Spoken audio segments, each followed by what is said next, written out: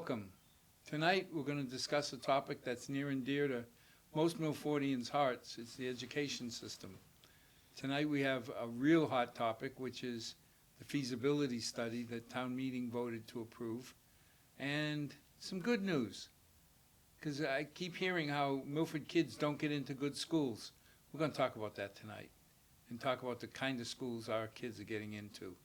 And then, of course, we have a lot of new kids. I don't know, Kevin, you can tell us how many new ones, because for the longest time we had one incremental child per year, and then it jumped to 200. So why don't we start with introductions? Sure. Matthew Zacchilli, Chairman of the School Committee. And Kevin Mcintyre, Superintendent of the Milford Public Schools. I'm tempted to start with the high school, the new high school, but talk about our kids now. I mean, there's people who say you'd be better off at adjoining towns because you can get into top-level schools and you can't get there from Milford. So that's patently untrue. I would say that our academic program I put up against any high school in the country.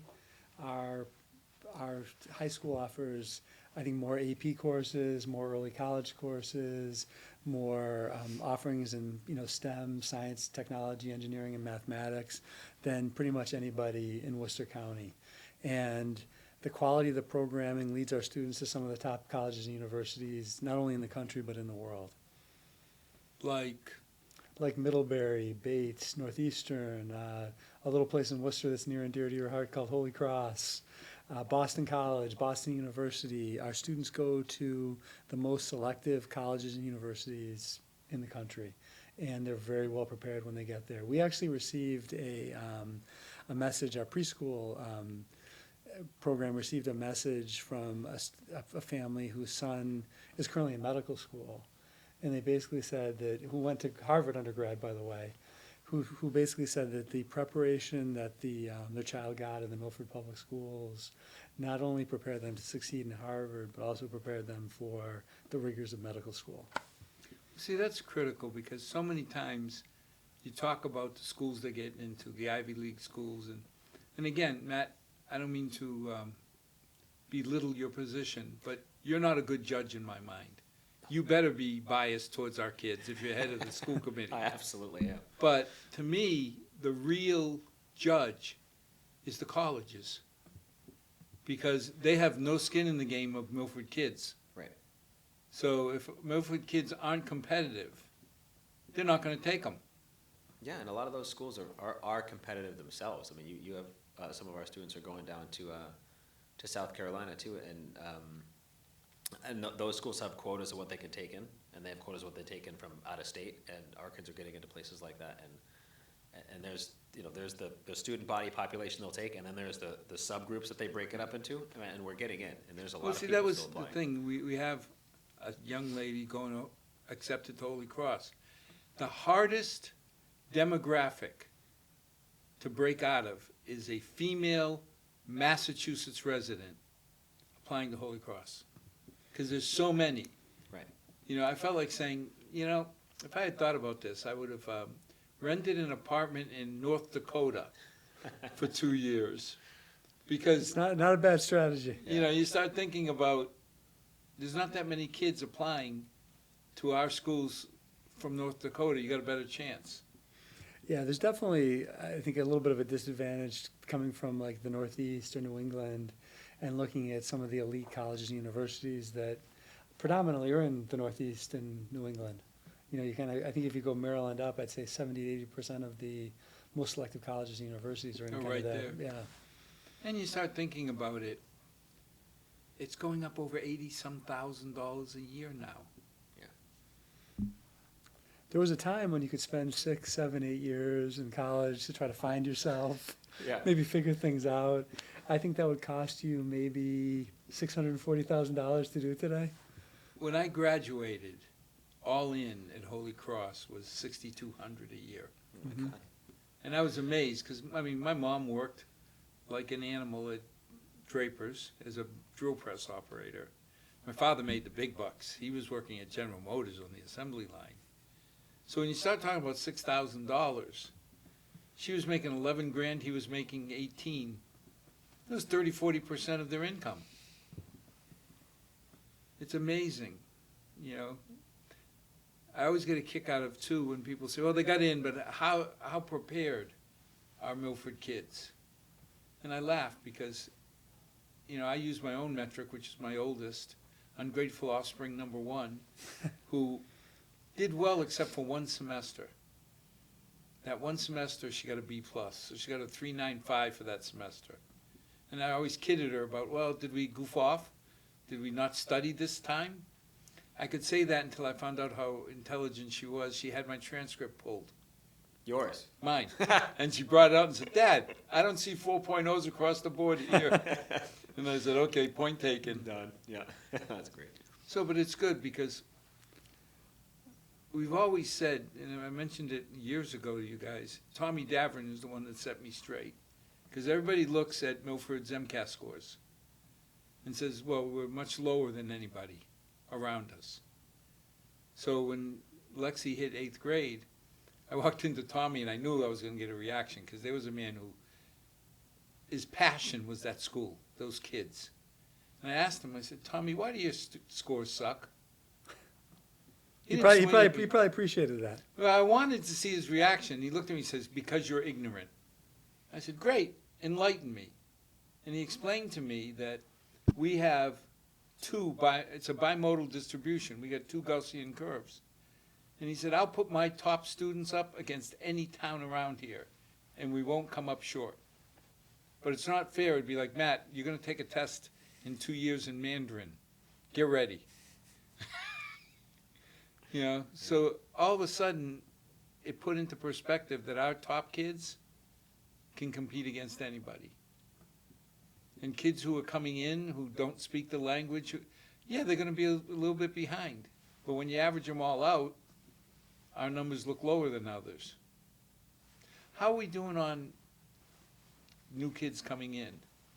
So it's definitely slowed down. I think the last couple of years I've been in here, I've said, you know, our numbers are just increasing and it's not sustainable. And so for the last like year and a half, it's actually slowed down. So we've kind of plateaued a little bit, which is actually good because we've run out of space.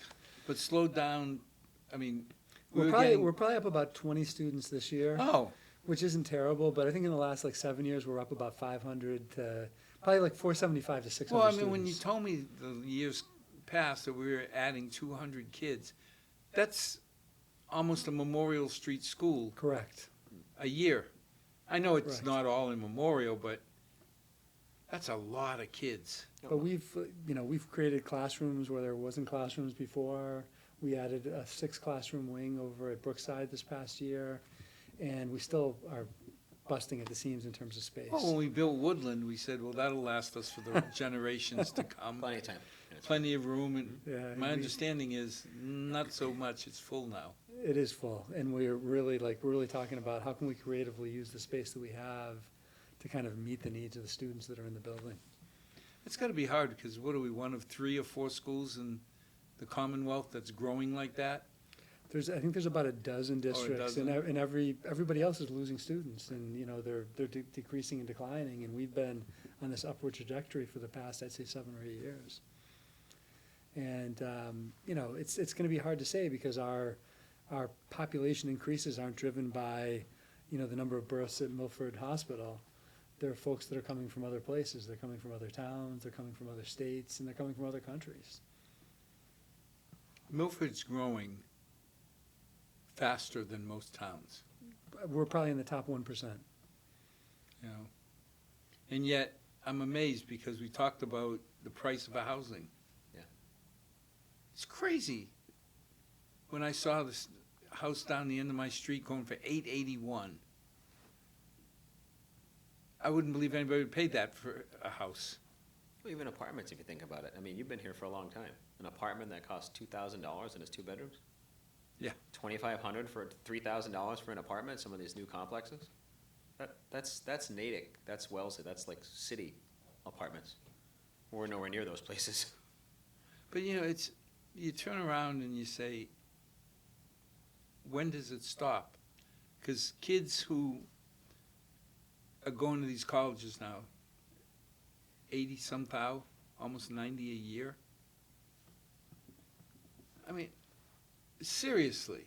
It's interesting because I think when you say it's not sustainable, I think that's 100% true. So when I did my undergrad at the State University of New York at Albany, and I think my tuition for the year was $1,800, and I still thought it was high. And I ended up paying more for my son's first year of preschool than my entire undergraduate degree. I was just gonna say.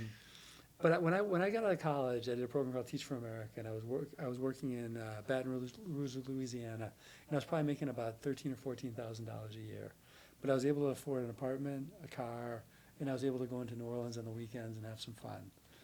And I look at kids today, and when you look at rent, you look at student loans, you look at the cost of like even cars, and how does someone who's coming out of college and making an entry-level salary? But live? is that driving kids away from college?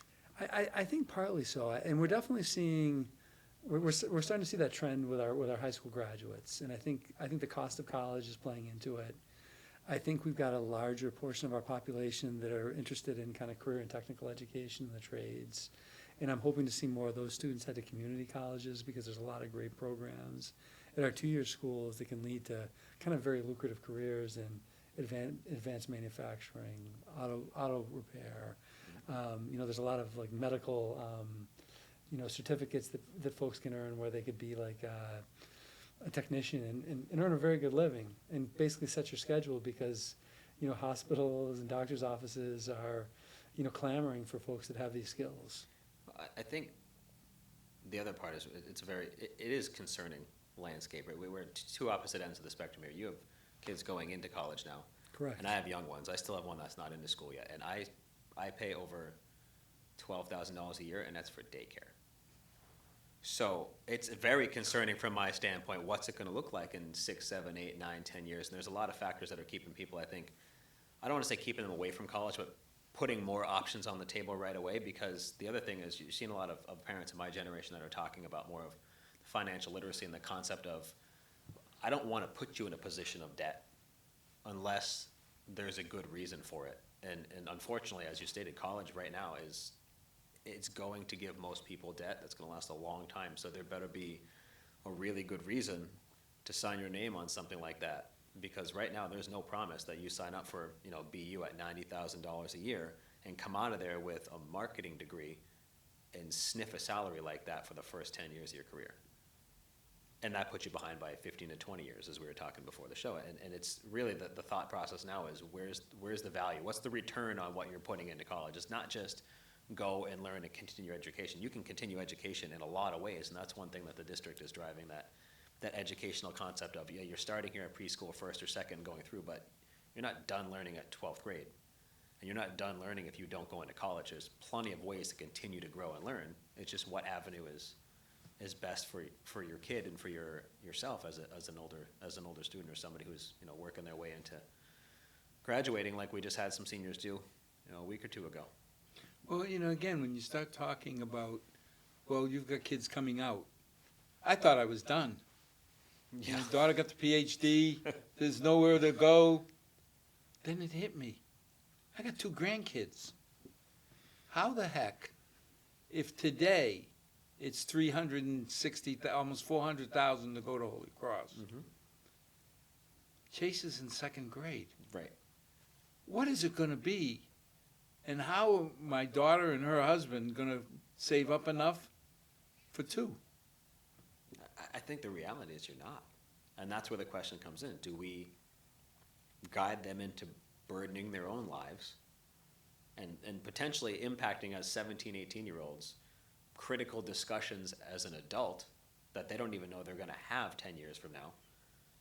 Do you guide them into doing that to themselves, or do you help them find something that's not going to put them in a position like that? Well, I think realistically, the kids who are going to go into specialized trades, physicians, lawyers, and I call them trades because you're going to invest just as much in one as the other. Oh, yeah. I mean, today, the hardest position to fill at the medical center is a general practitioner. Why? Well, let's see. You got 4 years of college, 4 years of med school, 4 years of specialization and you're ready to retire before you've made a dollar. Oh, yeah, people think it's glamorous. You're a doctor, you make a ton of money. You have a lot of debt. Well, And you spent a lot of time, and they're not getting there. My cousin went into the medical field. He's an orthopedic surgeon, but he was in his early to mid-30s before his career really took off. before he I started. had 15 years going by then. Before it started, yeah. Before it started, he started making money that he could then use. So it's a big Well, decision. when we talk to kids graduating Holy Cross, I asked a lot of the kids who are pre-med a basic question. Do you have a passion for medicine? If you do, that's one thing. Yeah. But if you're just looking for a solid position with a good income, boy, you can do that in scientific marketing, scientific sales. There's a plethora of positions that you don't have to go to school for 12 years.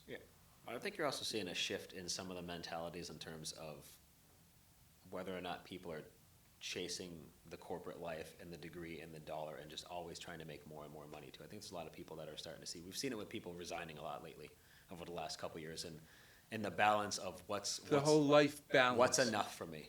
What do you want? What do you, like you said, what do you actually enjoy and what are you passionate about? Because if what you're passionate about is going to make you $65,000, $70,000 a year and you build a life around that salary, you can be perfectly happy.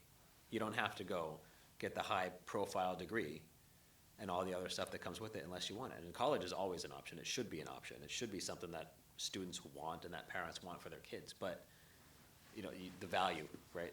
What's the cost? As we start thinking about a new high school coming, what are we doing to take care of the kids who are good tradesmen but not great academicians? And I always bring up the argument, my father, he came from Portugal, he had his 4 years of school, he got to Milford. If you put him in an organic chemistry class, he ain't doing that good. But you give that man a tool. He was an artist. He did things with tools that just fascinated me. But when we grew up, if you're going to college, you went to Milford High. If you want to be a tradesman, you went to BVT. I worry now because unless you're the top 10, 15% of the class, you ain't getting into BVT. So people like my father wouldn't stand a chance. What are we doing to take care of them? So we've put in place a building trades program that's been very, very popular. And we've made a lot of connections with the industry, you know, the builders, contractors, and they're desperate for our graduates. You know, our graduates are jumping right into jobs or apprenticeships right from that program. We have a business and banking program, you know, similar, where it's more kind of practical skills. The other thing we're looking at with a new high school is potentially expanding the career and technical education offerings that we'll put forward at Milford High School Is because that the chapter demand is there. 74? It is chapter 74, that's correct. And so one part of the feasibility study and part of the eligibility period is really looking at, for the new high school project, is looking at what's the potential for, you know, Milford adding a few of these programs, and will it meet a need in the kind of broader community in Worcester County and in greater Milford for, you know, if we decide, like, you know, let's say advanced manufacturing, if we say, hey, we're gonna put in a plumbing program, or we're gonna put in an auto mechanic program and partner with Mass Bay Community College, something like that. Is that something that, you know, the state would support and invest in? Is that something the community wants? It's certainly something that we're seeing, like, students and families really looking for. They're saying, hey, these are some things we're very interested in. If we can get a leg up and be able to walk from, you know, the podium when they receive their diploma into a job that has kind of, you know, good long-term earning potential, can lead to that kind of middle-class lifestyle. That's something that's very appealing to a lot of our students and families. Fundamental question. Why are we building a new or renovating a high school? It's old and outdated. We need it. We need it. It's a 50-something-year-old building. I mean, I think a lot of people have probably heard the stories of who started there their first year. I feel like I've met more people who said, the first year, I was a student there. And the reality is, I think the way students learn and it's something that, Dr. McIntyre can touch on a lot more, but the way students learn and the way they interact with their teachers has changed, and our size has changed, our needs have changed, and the building is just, it's been well used for a very long time. And, we talked about, college, right?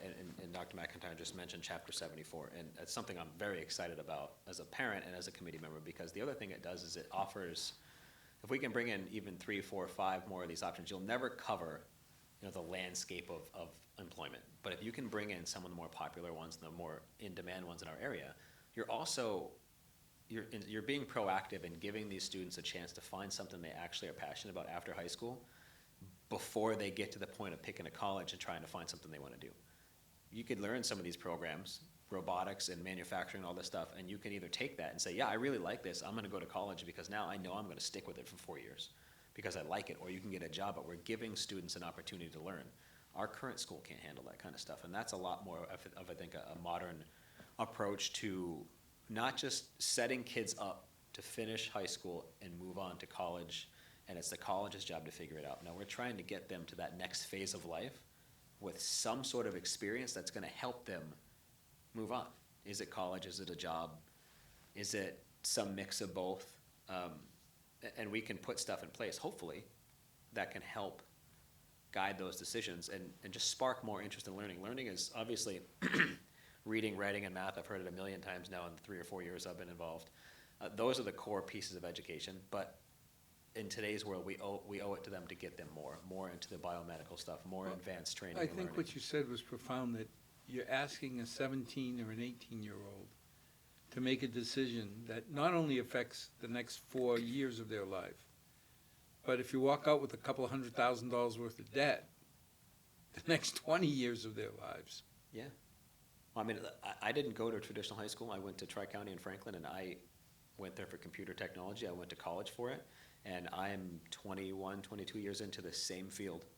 And it was because I sat down in a class with a table full of pieces back in the, nobody's going to understand this, and this is now where I feel old. When you had all the parts of the computer and the cables and the screws and the screwdriver, and I sat down and I built a computer from nothing. And that encouraged me, and that got my attention, and I enjoyed it, and I built a career out of that. It's stuff like that now. Nobody's building a computer out of anything anymore. The parts are too small, but the idea of the science and the manufacturing, the robotics, biomedical engineering, that kind of stuff that is today's world in the industry, you can get kids interested You're in it. getting support for that. I mean, one of the big areas of opportunity is biotech in Massachusetts. Mm-hmm. And a few years ago, we realized that our science lab hadn't really kept up. And town meeting put hundreds of thousands of dollars into equipment, which the only stipulation was it can't be something that when we redo the high school goes away. But that gives kids a leg up, a chance to see if they like that career. And I have to say, our science offerings, whether there's the traditional science programs or the Project Lead the Way kind of course pathways, are second to none. And I think it's based on a lot of that investment. So students are working with equipment that, that colleges are using, that are using in labs, so they're ready when they jump into, whether it's a college program or eventually into their career, they're already conversant with, the test tubes, the beakers, the measuring, all the things that they need, the tools of the trade. Well, more importantly, they know whether they like it. Because I was convinced That's what it is. I was going to be a bench chemist. Mm-hmm. Went to Holy Cross. I wanted to be chemistry major. I was. I wanted to be on the bench. Was definitely convinced till I did the job for 6 months. And all of a sudden I said, this is not for me. I want to stay in science, but I don't want to be on a bench doing research for the rest of my life. So getting the kids a taste early on Correct.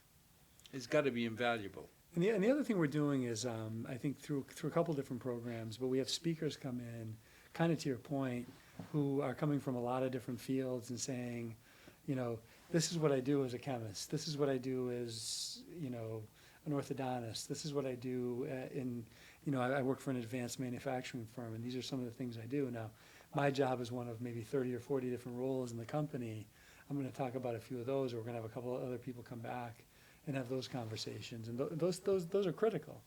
Because like, Matt was talking about, the computer, building that computer that kind of sparked your interest in technology. And that you don't know what that thing is gonna be that's gonna kind of like put the light bulb above the student. Right. And I can even say, like Dan Nelson's program at the high school, he's got a tech team that does a lot of the repairs across the district. Well, two of the guys we have working full-time now were part of that tech team at one point at the high school. And so it's just, it's one of those things where, it kind of makes you proud that like, hey, we built something and the students are coming back and helping us, with our technology as a district, which is pretty substantial. And they're going off into the world and doing a lot of different things. So investing in a new high school, the old one's old, but it's got good bones. I remember we first moved in, it was amazing. They had phones in each room, dial phones. When nobody was around, you could call your friends up in another classroom. There will not be dial phones. There was a movie where there was like a character that couldn't figure out how to use the rotary The phone. rotary phone. But that was technology back in '74. Today, yes, upgrading technology makes a lot of sense, but what's the overall objective of a new high school? So I think it goes beyond just the technology. I think it's, and then it goes back to the reason for the building. Like our systems are failing, whether it's plumbing, it's electrical, it's HVAC, it's the roof, it's, the windows, the doors, the floor. I mean, it's a 50-year-old building that gets used 24/7. People are in that high school every single day of the year, save maybe Christmas and New Year's and Thanksgiving. Actually, we're even there on Thanksgiving. Thanksgiving, we were there. Every other year I we're was gonna there. say. We play a football game. We have people in there. But I think it's developing a building that will flexibly meet the needs of our students. And when I say that, I mean, like, we talked about the potential Chapter 74 programs. Well, you can't throw an advanced manufacturing lab into what was an English class. You've got to really plan for that. You can't do some things with technology in like a social studies classroom, so you have to plan for that. We also have to think about, like, the world is changing, education is changing. Like, you look at technology, when you go to a rotary phone in 1974, we're wrestling with artificial intelligence now, and what are the implications for, a student turning in a paper on, comparing Shakespeare to, a novel from, like, say, the 20th century, when I could type that in and get a great paper in 2 seconds, and say, hey, I want 5 quotes from Shakespeare, I want 5 quotes from the novel that I'm comparing it to, and my position on it is this. You're going to get a 3 to 5 page paper in less than 4 seconds. Oh God, it's fast. Yeah. Oh, absolutely. It's wild. So it's like things are changing. But those kind of dramatically. options, you can argue you don't want kids using AI instead of their own brains, but they better know how to use AI. Well, and that's what but it's a balance, right? It's a balance of how you're used. AI is just another tool. It's like when we were growing up and you couldn't have a calculator in class. The Texas Instruments that Right, did and your, then now we got Chromebooks. It's how are they leveraging the tool? They need to learn.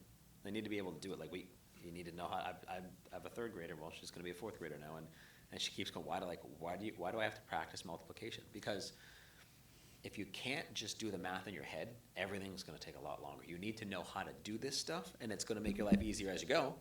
AI is the same way. You need to be able to do it, and then you need to be able to use the tool and how to apply it, because it's not going to go away. I mean, I'm seeing it rolling out. I just saw an update from my office today where they're tying AI into conferencing tools, and you don't really have to take notes or minutes in your web conferences anymore. You turn on AI, and then you have any questions about what happened or what was said, and you just throw it in there, and AI is going to summarize and pull everything from audio. That's an example of good use. But the example that Dr. McIntyre just gave where, the kid didn't read the book and they didn't learn anything. They just made a couple comments and said one sentence of, I support it, here's why. Is that really learning? But they said the same thing, sorry, Oh, no, go ahead. about Cliff Notes. Absolutely, yes. When we were kids, Yeah. Cliff Notes are the vehicle that's going to kill knowledge. It's a great comparison.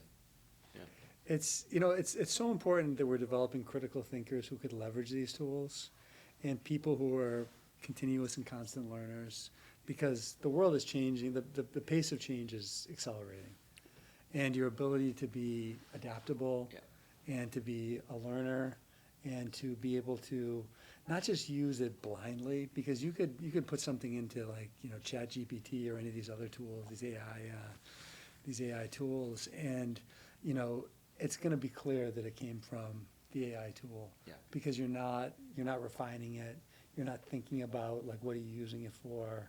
If you're intellectually lazy, these tools are gonna be almost meaningless. But if you're a critical thinker and you can really leverage these tools to be very productive or to meet strategic goals, that opens up a whole different world for Well, that you. was the same thing the first time in the media center, when we redid all the computers.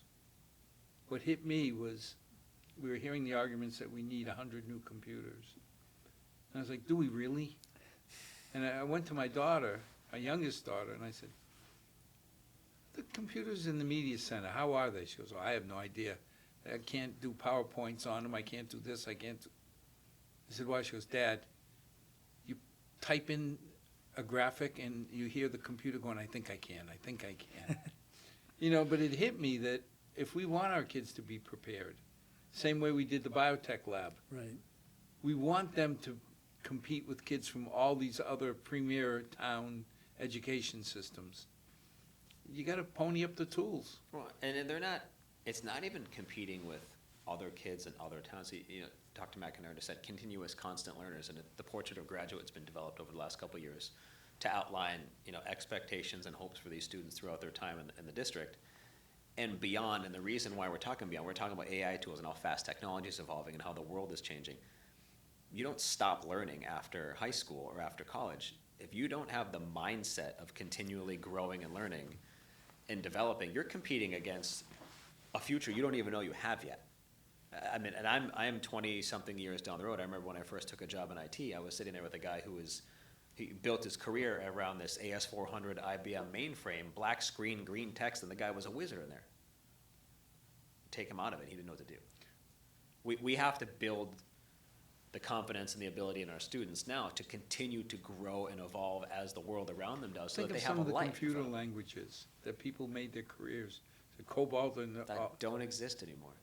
But I knew friends who, years after they stopped being used, since they were experts in that language, there was a demand for them because Right. none of the kids knew it. But eventually, Well, then you're walking around speaking Latin. Yes. eventually it falls off. And if you're stuck in that mentality of I got what I want, I don't need to grow and evolve anymore, you're eventually you're not gonna have employment. You're gonna be out and you're gonna be cornered, and that's what we can't have. And that's, I think, one of the things that we're driving with the portrait of the graduate, and we need a building that matches this concept. Is you're always evolving and growing and learning and keeping up with what's going Now, on. there's two options Yeah. facing us on the high school. Renovate or build new. So you You've mentioned been advocating for building new, so. Yes. I don't Yeah, know if you said I heard you said we were good. No, you mentioned we have the building has good bones. The reality is we don't know that, and that's why back in I don't even know what month we're in. Back in May, the town voted to approve the $2.75 million for a feasibility study, and the purpose of that is to bring in experts, for one, to tell us, do we have good bones? 2.75 million, is that to pay for the new high school or? That's to pay for, I think, the front door and That's the to new, buy 2 houses on your street. the new, yeah. No, so that's gonna be money that the school building committee is gonna have at their disposal to hire the experts to come and say, do we have good bones? Do we have to spend that money? Yes. Why? Because the all right, so let me back up because No, but this people don't So understand. I know, but I'm gonna back up because this when I jump to the answer like this drives my wife crazy, and I think it's hilarious. But do we have to? No. Do we want to get money reimbursed from the state so it doesn't cost us $400 million on our own? Yes. The reality is, if we want to work with the MSBA and we want a reimbursement and we want to maximize the money we're putting in, I mean, because again, as taxpayers, we're paying for it in Milford taxes, but we're also paying for it with our state taxes. So we might as well grab some of that money back from the MSBA and put it into our school. So if we want a reimbursement and we want support from the MSBA, yes, we have to follow their rules. And I would argue that we don't have a choice. No, because- then that's why I answered that way to begin with, Yeah. off the cuff. My gut reaction, no, we don't have a choice because we're not going to go and build a $600 million high school on our own. Please don't even use numbers like that. I'm gonna keep going up as we talk, so we'll see. But I mean, seriously, we can hope, what do we get for Woodland? 42, 43%? I think we're a little higher than that. So somewhere, it wasn't 50, it was in the 40s. So I have no idea what the new high school would cost. Based on Haverhill, the BVT of Haverhill at 400 million proposed. Tri-County at, 448, is that what they were? no, that was, I thought it was only 288. Really? Okay. The one in Haverhill was the 4. Oh, okay, yeah. But, you know, you look and say, 300 million for a new school, probably 200 million to renovate the school we have. What are the advantages in your mind of each? Well, and again, and this is why we have to pay the feasibility study to have people come in, right? Because you may think, okay, a renovation's not gonna cost as much. Well, if a renovation means tearing the roof off and repairing 40% of the concrete walls and then refacing everything, and you find out that it costs 300 million for new and 298 million for a renovation, it's really not beneficial. The other thing we have to think about, and you've heard this now, you know, my 4 years in town politics now, there's a school coming, right? It's one of my favorite. I've heard that. It's one of my favorite Al lines, and the reality is, if we can't get this building to last another 50 years, it's not a viable option. So if a renovation, if they say we can renovate, it's going to cost you $100 million less, but it's going to last 30 years. That's not viable. Right. So we need to go to the 40, 50, 60. Maybe they're doing these things better. I don't know. We need to go the full length, and the options are a renovation could be great, right? But what is it bringing us? Is it bringing us more usable classroom space? Is it bringing us Chapter 74 opportunities, which is, you know, part of that Chapter 74 plan for those technical programs is all of the state mandated safety features. If you're bringing in, you know, a machine shop, well, this all requires certain head space and electrical in certain places and security, safety features and fire suppression. So it's not just machine equipment in a big square room. It's a specialized space around it. So all these factors come into play when we're talking about renovation versus new. Obviously, new is it's like anything else. Everybody wants a new house. That's fine, but the question is, with that, the number one question I think everybody's asking me, and I'm sure you've heard, is where? Where's it going to go? And that is also part of the feasibility study. They're going to tell us, does the town have somewhere to put it? Is there space on the current campus? What are the options with it? Can we renovate? We need all of that before we can say it's going to cost us 200 million Well, or I mean, 300. people have said we own enough land up on Asylum Street to put a new high school complex. In a bubble, sure, we do. You know, but but the feasibility study is also going to say, what's traffic look like? Well, I'd hate to be a person who lives in the universities. Kids, juniors and seniors in high school, they aren't the most conservative drivers. I've heard that, Al. I haven't seen it in practice, And but I've heard that. let's remember where we did the parking lot at the current high school. I was gonna say the new high school, but I can't call it the new high school anymore. No. But we did the parking lot because kids were parking in the neighborhood next door and causing all sorts of havoc. The other thing is, if I lived on the Medway side of Milford, can you imagine, you'd have to start on Tuesday to get to class on Wednesday. Those kids would be on the bus forever. And it's just, so anyway, that's why the study's important, because it's not just, they're not gonna come in blinders on looking at the building. They're gonna look at every angle, every system, every option, the impact to the town, the impact to the environment. And that's why it costs so much, because you're bringing in specialists. It's not, you know, the school building committee and the school committee and the principal and, you know, FinCom walking around going, well, this looks like a good spot to put a building. But our opinions don't matter in that situation. You need to bring in, if you're gonna spend 150 or 2 or 250 or even 300 million on a new building without, you know, before reimbursement, if you're gonna spend that, you need all of the details and the facts ahead Yeah, of but you. what you said is more critical in my mind. We got 5 schools in town. The average school has to last 40 to 50 years, because every 10 years you're dealing with something. Yeah. I mean, it's hard to believe that Woodland is, 8 years old 8 already? years old now, yeah. Right. So we're into that 10-year window, the next school, and as soon as we get the high school done, probably people are looking gonna at forget Stacy. the high school, they're gonna look at Stacy. Right. We have 2 old and 2 aging out of But 5. again, when we went to the, remember we sat in on that SBA presentations, I felt guilty, because here I am thinking that old high school of ours, and people are talking about 80-year-old buildings that they're finally getting around to renovating. I mean, we're pretty lucky in Milford. And I would say, I think it's a few reasons for that. One is I think there's been a good stewardship of resources. And two, I think there's been careful planning connected to this. And, you know, Matt alluded to there's a school coming line. But once Woodland was kind of, even before it finished being built, we were preparing for that next project. And you think about it, why are we spending, hopefully not 2.7? I mean, everybody has to understand we buffed it up a little bit, Yeah. just in We're case. hoping it's around 2 million. Yeah. So That's if what it we're comes hoping. in at 2, the 0.7 comes back to the general fund. The school department can't spend it. Correct. We'll get it back when we build the building, it's fine. But, you know, in my mind, we need a safe, efficient home. Correct. So we have to do something to the high school, whether it's knock it down, build it around, do something. 2, we need to expand the offerings to be competitive. No, you can't overstate a facility in the educational process too. I know we've in the last couple of years, the state has stepped up with providing students with meals, right? That no longer, families no longer have to buy lunch for their kids. And when you look at a student's ability to learn, there's a lot of factors in there that can distract them. Being hungry is one of them. Hunger is one of the Being biggest. cold and uncomfortable is another one. So we owe it to them to, as the state has stepped up, we're feeding them, and we owe it to them to have a comfortable, warm, bright, welcoming environment. We got to take away as many of the barriers as we can so that they can focus on learning. And we got a reality check when the boiler went down. It's true. We had to luckily we only shut down for what, 2 days? We actually didn't shut didn't down. shut down. We didn't shut down. We But didn't we had a have heat couple, for 2 days. we had a couple really cold days though. Yeah.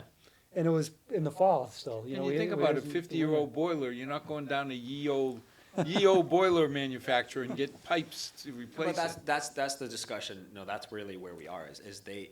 And that's what we're up against. That's what we're up against. That's what I'm trying to say. That we, our facilities director was able to get out there and find someone who can come help. But the number of people that can even come help with this, that list is shortening. Yeah, but it was by the skin of our teeth. Right, but that's what I mean. That to find somebody who is reputable and capable of working through the weekend to get something like this done with our facilities team, it was a short list to get these people here to do it because nobody's using these old steam boilers in the Northeast anymore. And that's what we have, by the way, steam boilers.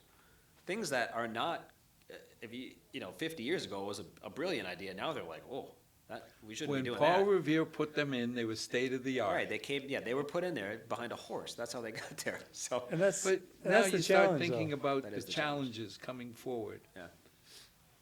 In the late 60s, early 70s, the debate was, do we need a pool? We've got a pool in Milford. Why do we need a pool at the high school? Well, I don't think anybody that's involved with any kind of swimming would debate how. It's one of the best decisions they made. And to me, it's a generational opportunity. Yeah. And the same thing comes up, and, I'm the cheapest guy around, but Fieldhouse. It hit me when I would say preach. I was in the high school, and I'm watching these kids run up and down the halls. And I'm saying, well, somebody's going to get in trouble. You're not supposed to run in the high school.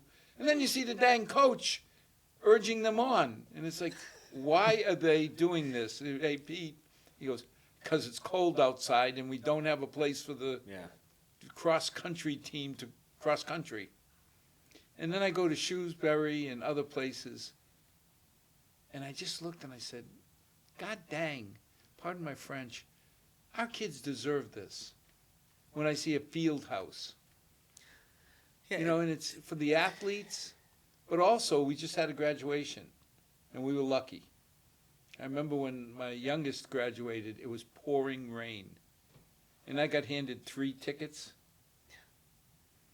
Okay, which part of my family is going to hate me? I got lucky because I was involved with the cable committee, so I volunteered to run a camera so I could get in the building without using up one of my tickets. But a field house could provide the venue for a real graduation. Yeah, not only graduation, but a lot of community events. Well, and beyond our community too. This Yeah. is I when I was in college, I played lacrosse my freshman year, and we had practices multiple times on the tennis courts. and part of practice was shoveling the tennis courts to get the snow off so you could get your practice in March. Until space opened up in the Franklin Fieldhouse, and we got on a bus and we rented that, and it was like, oh man, this is like playing on a regular field. It's a turf, it's inside, we're not cold, it's not icy. Getting hit by a lacrosse ball as a goalie when it's 27 degrees in the snow, it does not feel so good. So the opportunities that bring not just to Milford, but to surrounding towns, just like the pool. There's a lot of swim meets that are held here from other towns that don't have the opportunity. We would have a field house for all of our needs, and something like that has an opportunity to be almost a self-sufficient piece. We can open it up to other things. Yeah, but if into the nothing surrounding else, community. we can open it up to our kids. Oh, So absolutely. they're not running up and down the halls. I mean, I have fond memories of running up and down the hall. You have, Al, how fast do you feel flying past lockers and doors? When Unless somebody someone like- opens the locker. Someone like me Or the who's door. not fast? No, I think, while we're still on the pipe dream phase, that's absolutely a piece that should be on the table as part of the discussion. The good news is this is a community decision, so it's not the school committee making these choices. It's not administration making the choices. It's, we get the study done, we find out what our educational needs are for the building, and then we can have the community discussion of, do we want and need, as a soccer coach, more turf fields? Do we want a field house that would be there to support not just the high school and our school age kids, but our youth sports, where when it rains, Plains Park becomes the swamp that it is, and now our younger kids are missing out on stuff. So we have a space like this that can be leveraged. Things like that are great, and that's all part of the discussion. And I think that's the big thing that people don't necessarily focus on. I don't have kids in school, so I'm not worried about school. Well, you should, Yeah, you because should. the property value, there's a reason that house went for $800,000 in Milford. It is a good school system. It is good services. All the pieces have to come That together. response always shuts down the argument. I don't care, I don't have kids here. Yeah, but you pay taxes here. Do you have a home? You have a home here. You like seeing the value go in a certain direction like the rest of us do, and it changes the top. But you're right, it does. It So when you matters. start thinking, nothing against the school committee, but that's 7 of you. Yes, The decision shouldn't be made by 7. It should be made by the Absolutely whole not. community. right. Because the whole community is going to participate in using the high school. And that's one of the reasons why, ultimately this project is already out of the hands of, I shouldn't say out of it, we're close to it being out of the hands of the school committee, right? The town meeting voted to authorize the formation of a school building committee. And part of that is, once we get that formed between the school committee and the select board, we appoint, the appropriate members. There's a big mix of folks from around town that are gonna be leading the project and overseeing it and driving these forums and discussions. It's not a school committee project. It's not just a town of No, but Milford think project. about It's a it. community When project. we did Woodland, Aldo and Jonathan, their contribution was invaluable. Right. I always laughed because I said, well, we can save on copper wire. We'll throw a penny between the two of them. They'll stretch it out so much. Yeah. We get all the wire we want. But that project came in under budget, on time. What more could we ask? And that was, a lot of that's from community involvement, and that's why it's important, like you said, it's not just a facility. Number one, it is an educational facility first, right? Yeah. The most important thing is, it's a warm, welcoming, inviting, modern place for our students to go and learn and grow and progress through their educational career. But it's also a space that when they're not there using it for what it's designed for, which is education, the community can use it, the youth sports can use it, there can be who knows what number of classes and events for the public to be involved in. It's a whole platform for this town. When we had the discussion about funding the turf field, the first one of the questions we asked is, will the school committee commit to opening it up to the town? Back then it was $4 million, which was a lot of money. Yeah. But the key was, it can't just be for school use only. Right. Because it's not the school use only people paying for it, it's the community. Of course. So it's the same thing here. I don't think anybody will debate that the primary mission of the Milford High School is academics and getting our kids ready for their careers. But along the way, a field house, Yeah. a pool, there's certain things that the town can benefit from. And we have a long history of making these community resources. The high school we've got people in there all the time for a lot of different purposes. Yeah, I showed up at 8 o'clock in the morning Saturday and the parking lot was half full. It's usually completely full. It's always like that. But we have, recitals going on the stage. We have you know, not only our high school teams, but youth sports, community teams, and then, you know, people, you know, rent it from the outside too. And that's what it's for, right? It's a But that's town the- building. It's like we went to the Best Buddies pageant. It was full of people. Yeah. It was great. But where else would you have it but the Davern Auditorium? 100%. You know? So, you know, I can see the vision starting to come together. And when people say, why are you spending $2 million plus? Because we don't have a choice. We don't have a choice. School Building Association, what was it? He who has the gold makes the rules. Well, they got the gold. Yeah. And if we're hoping for $80, $90 million of their money, That would be nice. I mean, and the reality too is, you know, they give us a timeline, right, for this phase one. We talked about it a little bit, I think, before on previous shows, of the period that we're in now, which includes setting aside the money for a feasibility study. There's a lot that we have to give them to show them that we're serious as a town, we're committed, we have the money set aside, we have the folks ready to be involved. The school department is getting all their ducks in a row.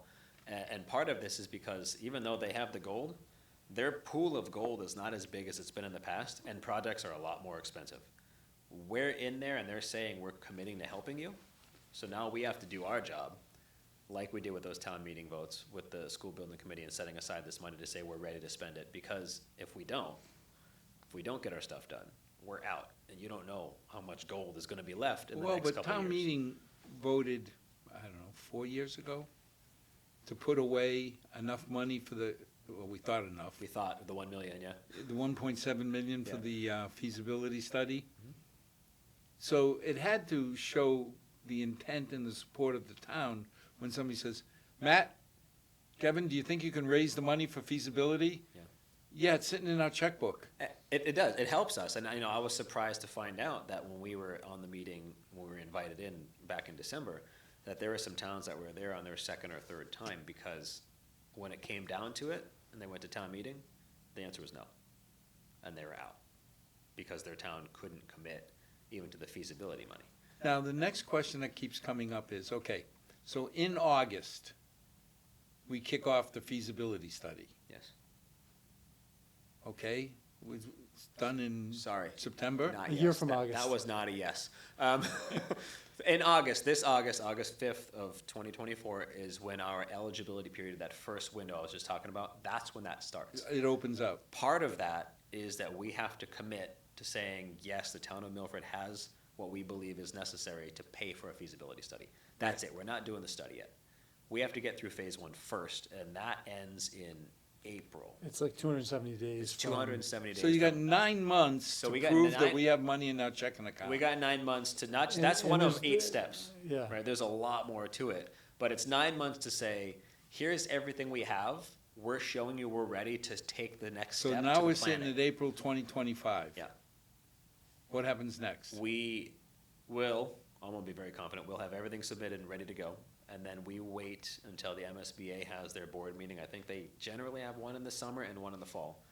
And they go through everything, and then they take their vote to support the districts that are ready to move forward in this step, in their process. I think it's a 7 or 8 step period process, and then step 2 is, I don't recall the title of it, there's a little bit more data gathering, and the goal is to get to step 3, which is the actual feasibility study. That's when we're actually handing out the money to experts to come in and say, okay, we're ready for you to tell us what our options are. So when would that happen, gut feel? They set a date, I wanna say it was somewhere in the summer of 2026, where they would not allow anybody in this class of projects to start a feasibility study prior to that So if we date. say July 2026, That's, give or take, you know, if you say give or take what's the 5 or step 6 after months. that? There's the feasibility study and the schematic design, and they're kind of paired together. So basically, we would hire an outfit to do the feasibility study. They'd complete the feasibility study. We'd make a decision based on like the options that they presented, and I think that goes to a town meeting vote. Yeah. And then we head into what's called, like Matt said, schematic design, where they design the project. So would that be the fall 2026 meeting or 2027? So the feasibility study and schematic design, so module 3 and 4 of the whole process, they said takes anywhere from 18 to 24 months, just those 2 pieces. So you're talking at best 27 before. which would be 14 months Yeah. before you probably. move on. Yeah, potentially, yeah. And then we have to have the discussion when they get done, as Dr. McIntyre was just saying, when they get done with all the information and your options and the design, well, now we have to have a discussion as a town to say, here's the answer, here's the Here's the dollar recommendation. value, here's the recommendation, here's the dollar We're value. going with Al's new building. Are we ready to go with the $800 million project? Yes, now see how it went up again, yeah. So, no, I don't wanna scare Al here. I don't know what narcotics you just I took, don't- but you should share them. The reality is there will be another vote coming up in a matter of, probably 2 to 3 years, where now we have a realistic understanding of what this is gonna cost in, modern construction So cost times. and everything. 2028, town meeting says go. We're, 4 years from there? I would say that we're probably in the 3 to 4 year range of And having then an what, idea of 2, the 3 cost. years to build, 3, 4 years to build? I It don't know. depends, So, like yeah. if we do a phased like renovation, like Matt's idea was, I'm just teasing. One It could room at a take, time. it could take a little longer than. Well, that makes sense Yeah. because building, I mean, that courtyard, I never understood what that turf was used for, but a nice addition in there could fit in well. You know, Yeah, I think there's a potential if we were to do a Right. renovation where you'd start there. with build a something new wing, move A into and the then start new. to shift people Well, and that's the around. other piece that the feasibility study will help us with too. People have to remember, we were joking before, we knock the high school down and build a new one. Well, we can't right away because we have 1,400 kids that Well, have but to have somewhere to go to school when That we're was building a new always the one. kick. When we right? did Brookside, we got away with shutting Brookside down Right. because we built a half a school between Memorial, the high school and all. We built We- an additional half school. And that was 300 kids. We can't Yeah. do that with 1,400 kids. Where would you put You 1,400? can't, right? There's 2,500 people between kids and the staff and everything in that building. Oh, yeah, yeah. You- If you throw a shining star in there. Yeah, and- the reality is we can't. So it's realistically, you're building independently new somewhere where it's allowed, or you're doing some sort of, I don't know, I can't think of the town on the North Shore that did something, I think they were North Shore, they did something where they built a wing, and then they moved people in, and then they took care of this piece, and they went around the building, but Yeah. that also extends the length of the project. Well, that is a given. Sure. Because it would be nice to say we got enough room in all the schools that we can just move 1,400 kids Yeah. into Woodland Yeah, and they- Stacy. Stacy, we can't get 1,400 backpacks in Stacy. But the other thing, as we get to the end, looking at bringing the 8th grade is a critical decision. Correct. Which will be part of that feasibility study as well. And that's a strategic decision, because as we're talking about, Stacy's the next, physically, Stacy's older than the high school, but the one that needs to work the most is the high school, Stacy's next. If we can get the 8th grade out of Stacy, you're freeing up 30% of the space, and it's just giving us some breathing room. And to there's figure it out. emotion involved there. I mean, Oh, when, yes, that has when you history. remember, Yeah. when Stacy was boarded up, the most financially economic decision would have been to wipe it out and put up a god-ugly glass building. But wait a minute, Stacy is Milford granite. That's a building that I would be very shocked to find out wasn't structurally sound with the bones. That's some stable rock. But it was more expensive, it took longer, but they built a school inside of the Milford granite. Yeah. And we save money everywhere we can so that when the day comes and you want to spend a little extra for Milford tradition, you can. Yeah. Well, we'll stay tuned and wait for the next revision come fall. Thank you for everything. Thank you for the update. Thanks for having us. Thank you. And as always, to our 6 loyal viewers, stay tuned because the most popular show we've ever done was when Woodland was being built, to take a walk through Woodland being built, and then after it was done, to take a walk through there. I'm hoping to do the same for the high school.